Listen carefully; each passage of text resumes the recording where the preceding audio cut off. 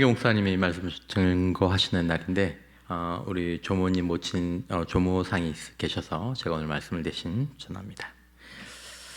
자, 여러분 혹시 이런 기도 해보신 적이 있으십니까? 하나님 이번에 한 번만 도와주시면, 한 번만 도와주시면 제가 정말 열심히 믿겠습니다. 이번 한 번만 도와주시면 제가 이렇게 꼭 하겠습니다. 저렇게 하겠습니다. 아니면 주님, 제가 이렇게 충성하고 이렇게 헌신했는데 이게 그 보상입니까? 이런 기도, 저도 그런 기도를 좀 해본 적이 사실은 있습니다. 우리가 아는 것처럼 우리가 만약에 이렇게 기도할 때 사실 우리는 하나님과 거래를 시도하고 있는 것입니다. 거래를. 내가 이만큼 투자했으니까 하나님이 나한테 이만큼 해주셔야 된다. 내가 조건을 이행했으니까 하나님도 조건을 이행하셔야 한다. 이걸 무슨 논리라고 얘기하죠? 계약의 논리라고 얘기합니다. 이걸 계약이라고 얘기하죠. 계약이라는 건 이제 본질적으로 쌍방이 조건을 걸고 맺는 것입니다. 동등한 관계 가운데. 부동산 계약을 생각해 보시면 매도인이 날짜에 집을 비워주지 않으면 계약이 끝나죠. 또 매수인이 잔금을 치르지 않으면 역시 계약은 무효가 됩니다. 한쪽의 조건을 어기면 그걸로 끝이죠. 깔끔하게 정리가 되는 겁니다. 그게 계약입니다. 이게 하나님이 우리와 계약 관계라고 우리가 생각하는 것입니다. 신앙의 계약의 논리가 들어오는 것입니다. 근데 하나님과 계약 관계에 신앙의 계약의 논리가 들어오면 성경의 해석이 안 되고 사실은 신앙이 제 길로 가지 못하는 그런 이제 어려움들이 있습니다. 왜냐하면 성경이 서 있는 입장은 계약이 아니기 때문에 우리 언약이라고 얘기하죠. 하나님은 계약의 하나님이 아니라 어떤 하나님? 언약의 하나님이기 때문입니다. 자, 어쨌든 우리가 하나님과 우리 사이를 계약관계라고 생각하는 경향이 있기 때문에 하나님이 우리에게 주신 환경이 마음에 들지 않으면, 그리고 하나님이 그러면 하나님을 위해서 우리가 뭔가를 하려고 하지도 않고 또 하나님께 순종하는 것도 거부합니다. 왜냐하면 하나님이 나는 하나님하고 계약 관계라고 생각하는데 하나님이 계약을 어겼잖아요. 그러니까 나도 그렇게 하고 싶지 않은 거예요. 나도. 그러니까 우리는 계약이라는 개념이 공정하고 합리적이라고 생각합니다. 그게 정의라고 생각하죠. 그리고 계약 개념이 적용되지 않으면 우리는 그것을 잘못되었다. 그래서 그런 관점에 보면 성경은 전부 다 잘못됐죠. 하나님이 하신 일들의 거의 대부분은 잘못됐습니다. 문제는 이것을 부동산이나 사업이 아니라 사람 사이의 관계, 하나님과 나 사이의 관계까지 이걸 가지고 온다는 것입니다. 나는 계약하는 인간이 되어서 나는 계약적인 삶을 살겠다라는 것이죠. 그러니까 요즘 결혼도 계약처럼 여겨지곤 하죠. 그러니까 당신이 나를 행복하게 해주지 못하면 이 결혼은 무효야. 우리 계약은 당신이 나를 행복하게 해주고 나도 당신을 행복하게 해주는, 당신이 나한테 하는 만큼 나도 당신한테 하는 게 이게 우리 결혼의 계약 조건이잖아. 근데 여러분, 결혼의 약속은, 성경적인 결혼의 약속은, 성경적인 결혼의 약속 이전에 사람들이 가지고 있는 결혼에 대한 이 영적인 의미, 약속은 본래 상대방의 상태와 상관이 없이 끝까지 사랑하겠다라는 서약, 계약의 약속이 아니라 언약입니다. 언약. 자, 계약은 문제가 생기면 끊어집니다. 끊으면 됩니다. 아무도 뭐라고 하지 않죠. 하지만 언약은 문제가 생겨도 못 끊습니다. 이게 언약의 문제죠. 두 사람이 맺고 있는 이 끈은 언약의 끈이라서 내가 끌고 오든지 아니면 내가 끌려가든지 언약으로 매이면 그것은 결국 끝까지 가야 되는 것입니다. 자, 이 언약을 시작하신 분이 하나님이시고 우리에게 언약을 가르치시는 분도 하나님이십니다.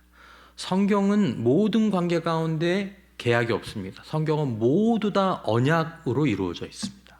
이걸 잘 이해해야 돼요.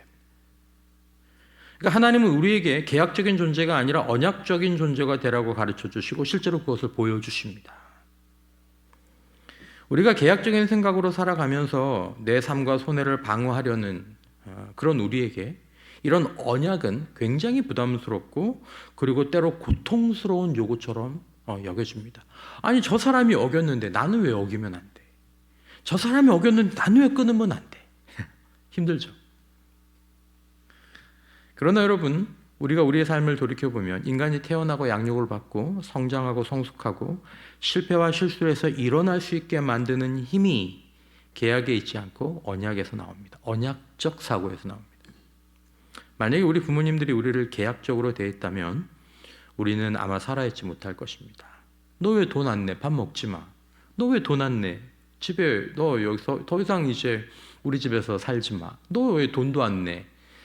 학교 가고 뭐 학원 가고. 여러분, 죄인이라도 정상적인 부모는 자녀를 계약이 아닌 언약의 마음으로 대합니다. 하나님 인간 영혼에게 주신 특징 가운데 하나죠. 그래서 자녀들이 성인이 되어 독립할 때까지 살 수 있게 됩니다. 대부분의 부모는 자신들이 자녀들을 위해서 희생했던 것을 기록한 그런 장부를 가지고 있지 않습니다. 태어날 때부터 얘 산후조리원에 얼마, 그리고 얘 식비 얼마, 학원비 얼마, 뭐 우리 집에서 잔값 얼마, 옷값 얼마, 자기가 희생한 거 다 그런 부모 있습니까? 없죠. 없습니다. 제가 부산에서 군목으로 있을 때 굉장히 신실했던 집사님 부부가 계셨어요. 참 부부가 신실하셨죠.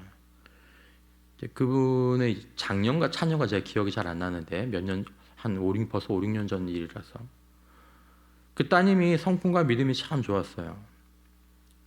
그래서 결혼을 했는데 그 남 사위가 아주 직장도 훌륭하고 아주 능력도 많고 성품도 좋은 그런 청년이었어요. 근데 결혼하고 한 달인가 2달인가 있다가 이 청년이 욕실에서 잘못 넘어져가지고 이제 뇌를 다치게 됐죠. 그 이후로 이제 사회활동, 육체적인 활동 더 이상 할 수 없게 되었습니다. 아예 못하게 됐죠. 그 자매는 그 결혼을 끝내지 않았습니다. 뭐라 그러냐? 언약이잖아요. 언약이잖아요. 그 부모도 마찬가지입니다. 다친 사이가 아니라 우리 아들이잖아요. 우리 아들이니까. 우리 아들인데. 예. 여러분, 인간은 육체적으로, 정신적으로, 그리고 무엇보다도 영적으로 연약합니다. 그래서 이걸 죄인이라고 얘기하죠. 죄인이야. 그러니까 죄인이라는 말은 계약을 못 지킨다는 얘기입니다. 그러므로 우리는 이미 언약이라는 은혜를 입고 태어났고 자라고 살아가고 있습니다. 그리고 우리는 계속적인 이 언약이 필요합니다. 그래서 다 큰 성인들이 결혼하는데 계약으로 맺지 않고 뭘로 맺는 거예요? 언약으로 맺어놓는 겁니다. 내가 계약을 잘 지켜서 살아가고 있다고 생각하신다면, 내가 하나님과의 계약을 잘 지키고 있다고 생각하신다면 아직 자신과 인생과 하나님을 잘 모르는 것입니다. 인간에게는 계약적인 사랑이 아니라 언약적인 사랑이 하나님으로부터 필요하고 부모로부터 필요하고 배우자로부터 필요하고 친구로부터 필요하고 우리 같은 영적인 가족으로부터도 필요합니다. 우리는 이미 언약의 수혜자인 것입니다. 하나님이 우리와 맺으시는 관계가 바로 이것입니다. 계약이 아니라 언약입니다. 창세기에서 하나님이 아브라함과 맺으실 때 계약이라고 말씀하지 않으시고 언약이라고 얘기하십니다. 다윗에게도 마찬가지로 언약이라고 말씀하십니다. 여기는 하나님의 마음을 우리에게 보여주죠. 창세기 12장 1절에 보면 여호와께서 아브라함에게 이르시되 너는 너의 고향과 친척과 아버지의 집을 떠나 내가 내게 보여줄 땅으로 가라 라고 말씀하시죠. 11장까지의 이야기는 한마디로 얘기하면 분리와 단절의 역사였습니다. 아담과 하와가 선악과를 먹고 에덴 동산에서 쫓겨나고, 그래서 하나님과 인간 사이에 골이 생기고, 그 다음에 가인이 아벨을 죽이고, 이제 하나님과 인간뿐만 아니라 인간 사이에서도 금이 가고, 그리고 바벨탑 사건이 터지죠. 사람들이 우리 이름을 날리자라고 얘기하면서 하늘에 닿는 높은 탑을 쌓습니다. 그리고 하나님이 그들을 언어를 혼잡하게 하셔서 온 땅에 흩어버리시죠. 이제 민족과 민족 사이에도, 개인 사이에도 분리가 일어나게 되죠. 하나님과 인간, 인간과 인간, 민족과 민족 모든 관계가 산산조각이 난 것입니다. 그게 이제 창세기 11장까지에 있는 암담한 풍경입니다. 그런데 바로 그 다음 12장에서 하나님이 움직이십니다. 갈대아 우르라는 이방 땅에서 우상을 섬기는 집안의 한 사람을 불러내시죠. 아브람입니다. 자, 여기서 여러분 우리가 놓치지 말아야 될 것은 아브라함이 하나님을 찾아간 것이 아닙니다. 하나님이 아브라함을 찾아오신 것입니다. 그는 하나님을 구하지 않았습니다. 하나님이 그를 구하러 오신 것입니다. 하나님께서 아브라함에 세 가지 큰 약속을 주시죠. 내가 너로 큰 민족을 이루고 내게 복을 주어 내 이름을 창대하게 하리니 너는 복이 될지라. 너를 축복하는 자에게는 내가 복을 내리고 너를 저주하는 자에게는 내가 저주하리니 땅의 모든 족속이 너로 말미암아 복을 얻을 것이니라. 땅 주시겠다. 후손을 주시겠다. 그리고 너를 통해 땅의 모든 족속이 복을 얻게 하겠다. 여러분, 이것은 아브라함 개인을 향한 축복이지만 그 아브라함 나로 끝나는 개인적인 축복이 아닙니다. 온 인류를 향한 하나님의 구원 계획의 시작이었던 것입니다. 그리고 4절의 말씀이 귀하죠. 이에 아브라함이 여호와의 말씀을 따라갔으며 라고 나옵니다. 75세의 노인이 갈 곳도 정확히 모르면서 떠나죠. 고향과 친척과 아버지의 집을 버리고 떠납니다. 하나님의 말씀 하나만 믿고 길을 나서는 것이죠. 여러분, 우리도 각자의 자리에서 하나님의 부르심을 먼저 받은 사람들인 줄 믿습니다. 우리가 신앙생활도 열심히 하고 교회 생활도 열심히 하고 사회생활도 열심히 했지만 하나님이 우리를 불러주지 않으셨으면 지금 우리가 여러분들까지 얘기할 필요는 없지만 지금 제가 여기 있을 수 없다는 것은 제가 돌아볼 때마다 고백할 수밖에 없는 사실입니다. 하나님이 먼저 시작하셨죠. 내가 자격이 있어서 그런가? 내가 준비가 되어 있어서 그런가? 그렇지 않습니다. 하나님이 주도적으로 일방적으로 은혜로 우리를 부르신 것입니다. 자, 이제 시간이 흘러서 위대한 하나님의 약속을 받고 떠난 아브라함에게 문제가 하나 생기죠. 무슨 문제입니까? 하나의 문제였지만 굉장히 심각한 문제였습니다. 아이가 없는 거죠. 하나님이 큰 민족을 이루겠다고 말씀하셨는데 이미 그에게 약속하신 그때도 늦은 시간이었는데 점점 더 가능성은 빠르게 사라지고 있는 것입니다. 여러분, 하나님의 약속과 우리 눈앞의 현실 사이에 큰 간격이 있을 때 우리 마음 가운데 무엇이 올라옵니까? 의심이 올라오고 체념이 올라오고 포기 같은 것들이 올라옵니다. 이게 뒤섞여서 올라오죠. 아브라함도 똑같았습니다.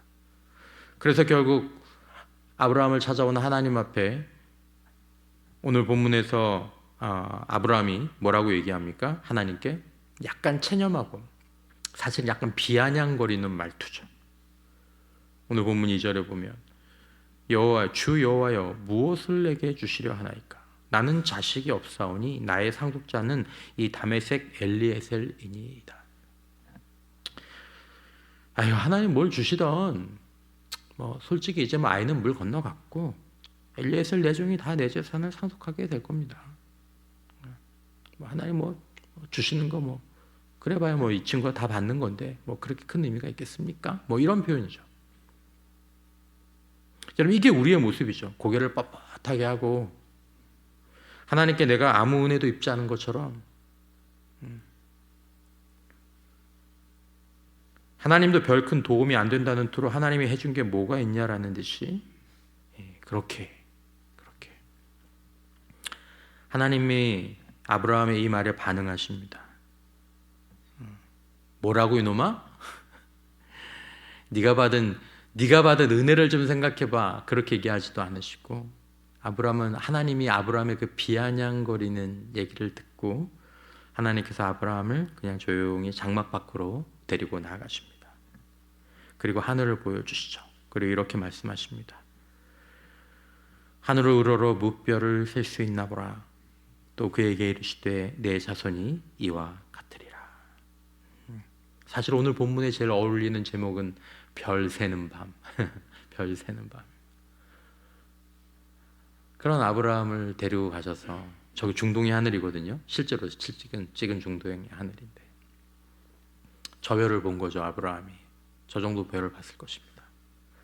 내 자손이 이와 같으리라. 내가 너를 축복한다. 내가 너를 사랑한다. 내 인생 가운데 내가 반드시 내 원하는 뜻하는 바를 이루겠다. 그 별을 세어보라고 하시죠. 셀 수 없죠. 여러분, 6절에 보면 성경 전체에서 가장 중요한 구절이 하나가 등장합니다. 뭐라고 얘기합니까? 이 말을 듣고 아브라함이 여호와를 뭐하니? 믿으니 여호와께서 이를 그의 의로 여기시니라. 아브라함이 여호와를 믿으니. 오늘 이 밤 다시 한번 우리 하나님을 믿는 밤 되시기를 주님의 이름으로 축원합니다. 믿는 밤. 여러분, 아브라함이 무엇을 했기 때문에 의롭다함을 받은 것입니까? 아닙니다. 뭘 했기 때문에가 아닙니다. 하나님과 하나님의 말씀을 전적으로 신뢰했기 때문에 의롭다함을 받은 것입니다. 여러분, 우리가 하나님 앞에 의롭다함을 받는 것은 우리의 행위를 통해서가 아닙니다. 그러니까 우리의 행위를 쌓고 쌓아서 의롭다한 자격을 얻는 것이 아니다라는 것입니다. 오직 하나님이 하셔야 하고 하나님이 하시는 일과 하나님의 말씀을 그것들을 의지하고 신뢰함으로 우리가 의롭다함을 얻는 줄 믿습니다. 여러분, 이렇게 차이가 있습니다. 오직 하나님이 하실 수 있는, 오직 하나님이 하셔야 되고 하나님이 하시는 그 일과 하나님의 말씀을 의지하고 신뢰함으로 우리가 의롭다함을 얻게 되는 것입니다. 1000번의 예배, 10,000번의 헌신이 있다고 하더라도 그것은 우리를 의롭게 하지 못합니다. 단지 자신이 의롭다 하심을 받은 사람이 자신이 받은 이 언약의 은혜와 사랑, 그 하나님의 희생을 알고 감사로 드리는 예배와 헌신이라면 그것이 의미가 있죠. 근데 첫째 아들처럼 내가 아버지를 위해서 몇 년을 봉사했는데, 내가 아버지를 위해서 얼마나 일을 많이 했는데, 이런 나를, 이런 내 행위를 하나님은 그 아들을 잃어버린 아들이라고 얘기하십니다. 아직 돌아오지 않은 아들. 여러분, 이 두 가지를 절대로 혼돈하시면 안 됩니다. 1000번의 예배, 10,000번의 헌신 가운데 그 헌신이 하나님 앞에서는 아무 의도 안 되는 헌신과 예배가 있는 반면 하나님이 기뻐하시는 예배와 헌신도 되는 것입니다. 얘기가 여기서 끝나지 않죠. 15장 뒷부분에 매우 독특한 오늘 보신 장면이 본문의 장면이 나옵니다. 하나님이 아브라함에게 짐승들을 잡아 쪼개라고 하십니다. 그림이 조금 부정확할 수는 있지만 암송아지, 암염소, 숫양을 반으로 쪼개어 양쪽으로 놓게 하시죠. 여러분들이 아시는 것처럼 이것은 고대 근동의 언약 의식입니다. 이 의식에서 양쪽 당사자가 쪼갠 짐승 사이를 함께 지나가는데 그 의미는 이것입니다. 만약에 내가 이 언약을 이기면 이 짐승처럼 찢겨져도 좋다. 목숨을 건 맹세죠. 해가 질 때 아브라함이 깊이 잠들었고 타는 횃불과 연기나는 화덕이 쪼갠 짐승 사이로 쭉 지나갑니다. 횃불과 화덕, 이거 하나님의 임재를 상징하는 거죠.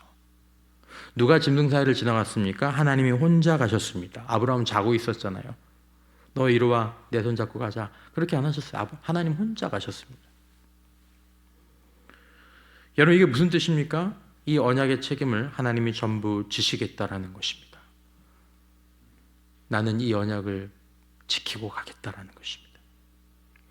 아브라함은 네가 이 약속을 지키지 못해도, 네가 흔들려도, 네가 실패해도 내가 책임지겠다. 내가 깨지면, 이 언약이 깨지면 내가 찢기겠다. 이게 언약입니다. 이게 언약입니다. 이 생각을 가지고 사는 사람이 언약적인 사람입니다.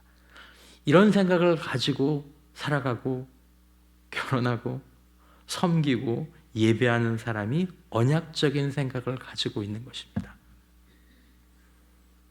그리고 하나님은 이 맹세를 실제로 이루셨습니다. 2000년 전 골고다 언덕에서 하나님의 아들 예수 그리스도가 십자가에 달리셨습니다. 찢기셨죠. 우리가 언약을 어겼기 때문에 하나님이 약속대로 자신의 몸을 찢으신 것입니다. 우리는 계약하지 않았습니다. 우린 참여하지 않았죠. 사인한 적 없습니다. 하지만 하나님 홀로, 예수님 홀로 우리가 아직 죄인 되었을 때 그 언약을 이루셨습니다. 17장으로 넘어가면 이제 아브라함의 나이가 99세가 됩니다. 하나님이 다시 나타나셔서 말씀하시죠. 창세기 17장 1절 2절. 나는 전능한 하나님이라 너는 내 앞에서 행하여 완전하라. 내가 내 언약을 나와 너 사이에 세워 너를 크게 번성하게 하리라. 하나님이 두 가지 중요한 일을 하십니다. 첫 번째는 이름을 바꾸시죠. 아브라함이라는 이름을 아브라함이라는 이름으로 바꾸십니다. 아브라함은 높임을 받는 아버지라는 뜻인데 아브라함은 여러 민족의 아버지라는 뜻입니다. 여러 민족의 아버지. 여러분, 아직 아들이 하나도 없는 99세 노인에게 여러 민족이라는 아버지라는 이름을 붙여주셨으면 어쩌면 동네 사람들이 웃었을지도 모른다고 누가 얘기했습니다. 아브라함 여러 민족의 아버지. 자식도 하나 없는데 여러 민족의 아버지래. 낄낄낄. 그런데 여러분, 하나님은 현재의 상태가 아니라 장차 이루실 것으로 이름을 지어주시는 분인 줄 믿습니다. 여러분, 우리의 상황이 어떻든 하나님은 우리를 현재의 모습으로 정의하지 않으십니다. 우리는 우리를 현재의 모습으로 정의하죠. 다른 사람들도 현재의 모습으로 정의할 때가 있습니다. 그런데 하나님은 우리를 현재의 모습이 아니라 보라 새 것이 되었도다. 그리고 누군가를 볼 때 보라 새 것이 되었도다. 그렇게 보도록 하나님께서 우리에게 이렇게 마음의 감동을 주십니다. 하나님은 우리를 그리스도 안에서 장차 만들어 가실 모습, 이미 예수 그리스도 안에 만들어진 모습으로 우리를 부르시고 우리를 대하십니다. 그래서 우리를 여전히 아브라함이라고 부르시고 우리를 야곱이 아니라 이스라엘로 부르시죠. 지금 우리가 처절한 실패 가운데 있다고 해도 하나님의 눈에 저와 여러분들은 그리스도 안에서 이미 완성하실 작품으로 부르시는 것입니다. 그리고 그것을 지금의 나와 상관없이, 사람들이 보는 나와 상관없이 하나님의 그 말씀을 받아들이고 인정하는 것이 믿음입니다. 그리고 다른 사람들을 그렇게 보시나 하나님의 시선을 보고 인정하고 받아들이는 것이 믿음입니다. 이 두 가지가 연결되어 있습니다. 그러니까 자기 자신을 하나님께서 이미 완성된 존재로 부르실 때 너는 축복받은 사람이야. 내가 네 인생의 위대한 일을 기억하고 있어. 너는 완전한 자야 라고 말씀하실 때 그걸 본인이 못 받아들이면 다른 사람들도 그렇게 못 봅니다. 근데 자신이 그걸 받아들이면 다른 사람들도 조금씩 그렇게 보게 됩니다. 그러니까 여러분, 다른 사람을 보는 시선은 결국 자기를 보는 시선입니다. 타인을 대하는 행동은 결국 자신을 대하는 행동인 것이죠. 이건 뭐 제가 얘기하는 게 아니라 심리학자들도 그 얘기는 동일하게 합니다. 여러분, 우리가 그렇게 믿을 때 아브라함의 약속이 하나님의 약속이 아브라함처럼 우리 삶 속에서도 현실이 되는 것입니다. 여러분, 하나님을 믿는 마음 되시길 축원합니다. 내가 너로 복의 근원이 되게 할 거야. 내가 너의 가문을 아브라함께 할 거야. 하나님, 우리가 뭐 이런데 그래도 하나님 그렇게 말씀하시니 제가 그 말씀을 믿습니다. 그럴 때 하나님의 이 약속이 아브라함처럼 우리 삶 가운데에서도 아브라함의 후손인 저와 여러분들에게 현실이 된다는 것입니다. 두 번째, 할례를 명하시죠. 할례는 하나님의 백성을 세상과 구별하는 징표입니다. 눈에 보이는 징표죠. 근데 여기서 중요한 것은 몇 차례 말씀드린 바가 있지만 순서가 중요하죠. 자, 하나님이 먼저 언약을 세우신 다음에 그 다음에 할례를 명하셨습니다. 그러니까 하나님의 백성, 할례를 해야 하나님의 백성이 되는 게 아니라 이미 하나님의 백성이 되었기 때문에 할례를 받는 것이다라는 것입니다. 여러분, 신분증 있으시죠? 주민등록증이든 뭐 운전면허, 신분증. 신분증이 나와서 신분이 생기는 겁니까? 아니잖아요. 신분이 있기 때문에 신분증이 나오는 것 아닙니까? 그렇죠. 할례는 그런 의미입니다. 여러분, 오늘날 우리에게 육체적인 할례는 더 이상 요구되지 않습니다. 하지만 우리에게 지금 필요한 것이 무엇이라고 성경이 말합니까? 마음의 할례다. 로마서 2장 29절 오직 이면적 유대인이 겉보기의 유대인이 유대인이며 마음의 유대인이 유대인이며 할례는 마음에 할지니 영에 있고 율법 조문에 있지 아니한 것이라. 이 내면에 마음의 할례가 있어야 된다. 여러분, 마음의 할례가 뭡니까? 구별된 삶입니다. 구별된 삶. 그리스도인이네. 예수를 닮은 사람이네. 이게 마음의 할례입니다. 세상의 가치관, 세상의 기준, 세상의 방식과는 다르게 사는 거죠. 직장에서, 가정에서, 이웃관계에서 그리스도인답게 언약적으로 대하는 것입니다. 당신을 보니까 예수님의 사랑이 보입니다. 당신을 보니까 십자가가 보입니다. 당신을 보니까 하나님 아버지가 느껴집니다. 이게 마음의 알림입니다. 언약적인 사랑을 받은 사람이 언약적인 사랑의 삶을 흘려내는 거죠. 그때 우리 안에 하나님의 뜻과 나라가 이루어지고 우리를 통해 하나님의 뜻과 나라가 이루어지게 되는 것입니다. 이게 신기한 일이고 이게 복된 일이고 이게 기적인 줄 믿으시기 바랍니다. 기적은 하나님의 뜻과 하나님의 나라가 이루어지고 나타나는 것입니다. 다시 말씀드리지만 구별된 삶을 살아야 하나님의 자녀가 되는 것이 아닙니다. 이미 하나님의 자녀이기 때문에 구별된 삶을 살아가는 것입니다.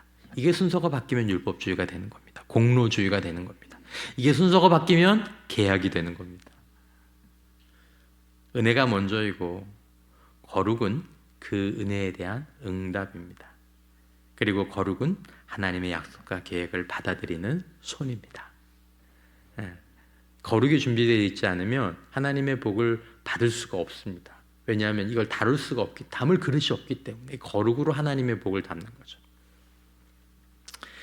여러분, 우리를 거룩하게 하는 것은 규칙의 무게나 규칙의 양이 아닙니다. 우리를 거룩하게 하는 것은 오직 하나님 아버지의 언약적인 사랑과 희생인 줄 믿습니다. 이걸 아는 것입니다. 그리고 내가 그리스도를 아는 그 아름다움 때문에 우리의 삶이 변화되는 것입니다. 맺습니다. 창세기 12장에서 하나님께서 주도적으로 아브라함을 불러서 언약을 시작하셨고 15장에서 보신 것처럼 흔들리는 아브라함에게 신실함으로 응답하시고 언약의 책임을 하나님께서 홀로 지셨습니다. 그리고 17장에서 하나님께서 언약의 백성들에게 구별된 삶으로 초청해 주셨습니다. 너는 내 앞에서 완전하라. 나의 언약에 걸맞는 자로 살아가라. 예수님께서 이 세상을 떠나실 때 마지막으로 하신 제자들에게 하신 유언입니다. 요한복음 13장 13절 이하 너희가 나를 선생이라 또는 주라 하니 너희 말이 옳도다. 내가 그러하다. 내가 주와 또는 선생이 되어 너희 발을 씻었으니 너희도 서로 발을 씻어주는 것이 옳으니라. 내가 너희에게 행한 것 같이 너희도 행하게 하려 하여 본을 보였노라. 배신할 제자들의 발을 씻으시면서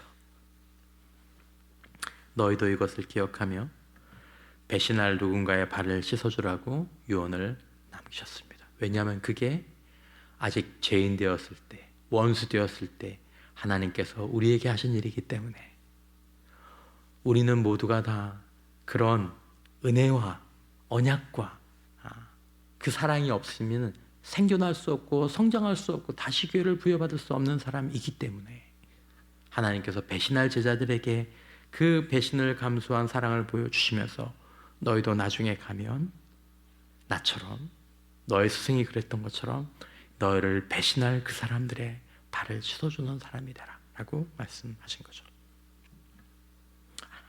아브라함에게 약속하신 그 씨, 그 후손은 바로 예수님이셨습니다.